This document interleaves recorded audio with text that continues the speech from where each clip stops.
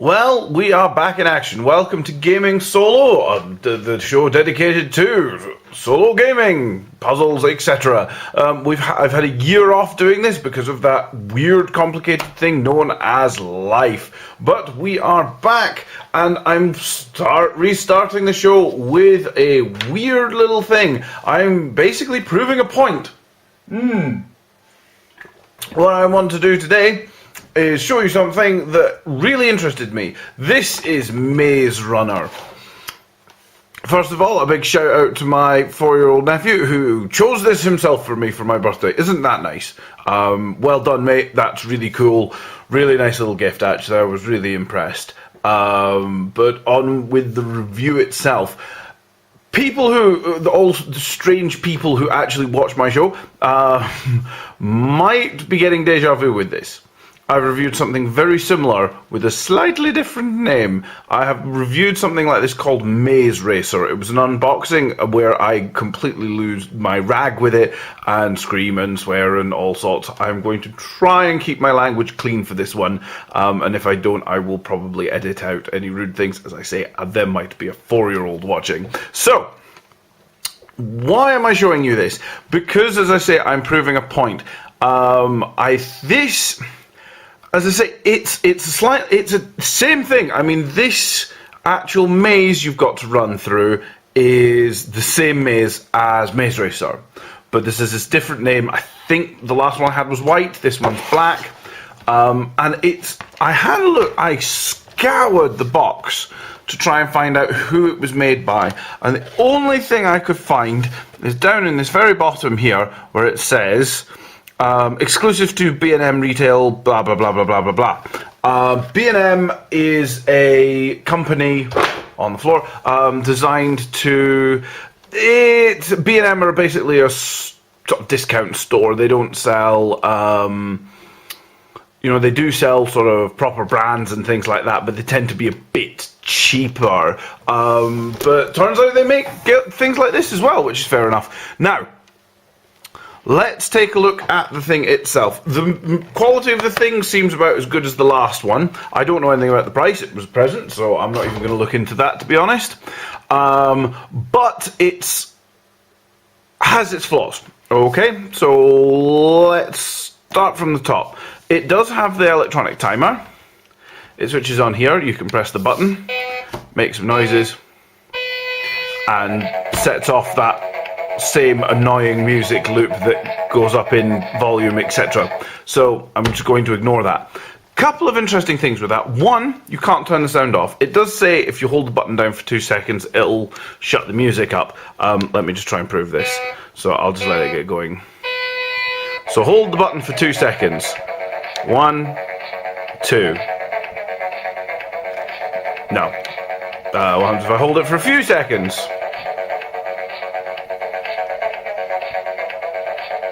Nope, that's not going off. So that's one of the big problems. Another big problem, if you tap the back, you can actually jolt the batteries and reset the whole thing. Like that. Which you wouldn't think was that big a deal, but actually when playing these puzzle games, you do find, you tap them a lot to try and unhook the ball and things like that. So that's an issue. Third issue, it does have, like the last one, there's a wee sensor on the finishing line that you cut and it finishes the timer. You do actually have to roll, you don't just have to cut it, you have to almost roll the ball onto the sensor to stop it. So again, it's a cheaper sensor, so that's an issue.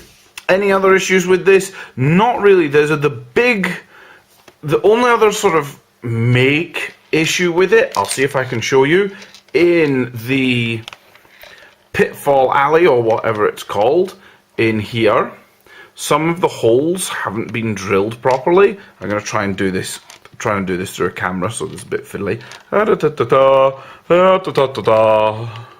See if I can get it there. Look at that. Which is where that tapping also, which knocks the batteries, comes into place. You drop in there, you tap it out, and so it doesn't do that. You're trying to be gentle and you knock the batteries. So that's really the big issues with it.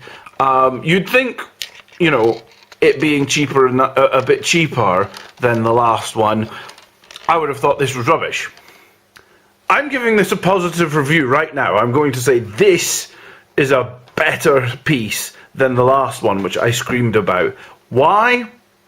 Because of the one big thing I keep going on about with games like this. The ball bearing is weighted properly. Sounds ridiculous, I know, but let's do this. Unfortunately, I'm on the best chair. I'm going to have to stand to play this, and... Sorry, I'm trying to do this on a camera at an angle. Let's get the camera moved. Pointing straight at the floor. Right. So I'm at the start. I'm just going to play it. Screw it. Let's just go. So already with this one, here's interesting. These holes are sharper to the corner, making it harder.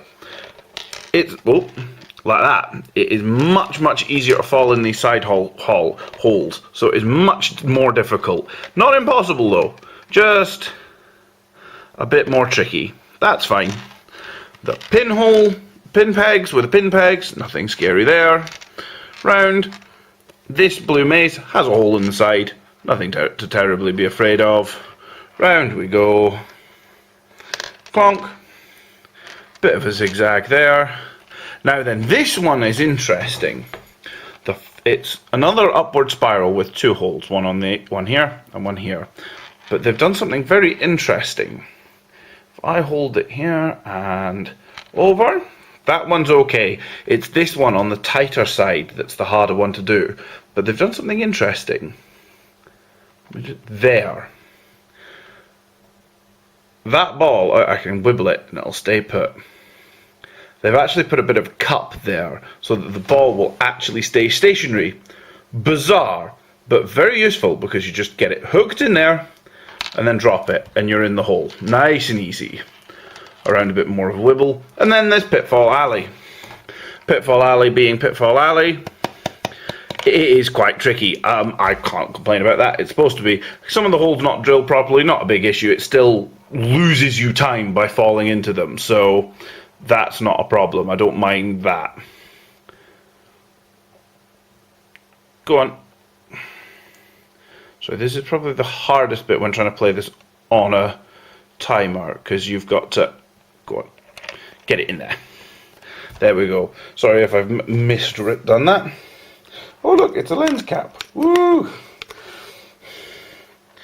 So then we've got this hill going up, which isn't impossible. The hardest thing about this is that you can go far too fast and go jumping straight off the side here, because it's an uphill slope that you've got to get it going. There we are. Once you're on here, roll round, in and over. So I managed to complete that pretty easily without too much mucking about. Now, as I say, there are issues with that. You know, there are sort of errors in making it, you know, things like a cheaper quality sensor, holes not being drilled properly, but the sheer fact that that ball bearing has a sensible weight to it so that you can control it through the course makes the whole game so much more fun and impressive as I kick the camera. So that's it, Maze Runner. One of the first times that a home brand is better than the sort of official games like this. Yeah, if you see a Maze Runner, I'd advise picking it up actually. It's good fun. The issues with it aren't important. I don't really care about the timer that much. You can always use a homemade timer.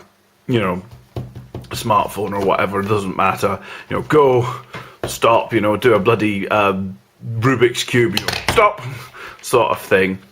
Yeah, really pleased with that. Maze Runner, yeah, much better than Maze Racer. Job done. See you next time.